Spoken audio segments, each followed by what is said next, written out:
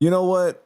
This whole conversation right there shows is that you read the 50 Laws of Power. You know how to be a soldier, when to be a soldier, when to be a general, right? Because I read the back of the 48 laws. The 48 Laws of Power. 48 laws. 50 has the 50th law. Right. And then I've scanned through some of the chapters of the 48.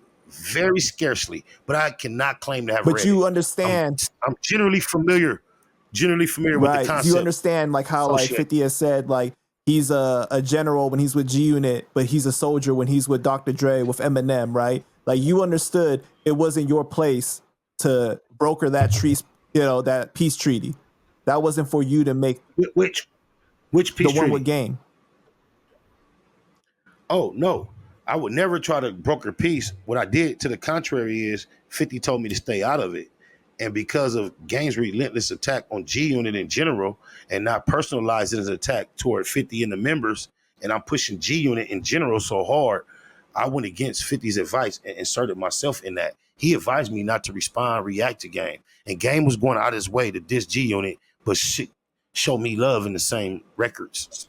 So that. Why do you think 50 never went at him like real hard on a record? Like he did this Not Rich Still Lying. He had little lines here and there, but he never like, especially when Game was dropping 300 bars. He had a conflict of interest, and him being primarily a businessman, to sink the project would sink his profit. Right. And he had that interest to consider primarily. Did you understand that though at the time? Oh, definitely, because I was privy to conference calls that 50 was having with the people who were assuring that his percentage of the profits would stay intact, even though it appeared in the public they were separating.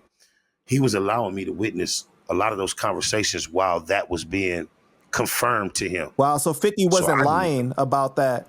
Oh, not at all. Because, Game, at times, he was saying, like, I was never signed to G Unit. He's not going to make any money off of my album. Oh, that's a terrible lie.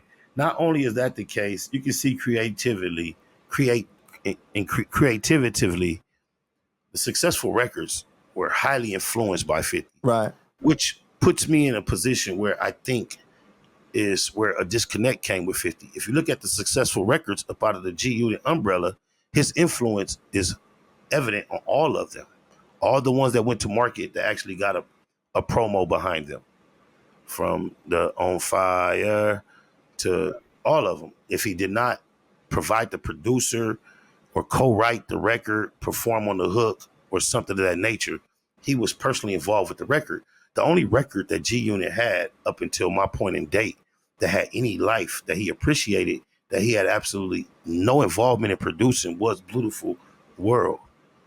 And I think it kind of made me an anomaly in the G Unit camp that there was a record that, had he put it through his G Unit system, would have established itself as an extremely memorable and successful record. I think is why he skipped giving me a rollout, because he had no involvement in that record as far as production, creation whatsoever. It's the only record of G Unit notoriety that is known of that. And the only reason it's not known equivalent to the other records is because he didn't put an equivalent effort behind it, although he committed verbally to me that he would.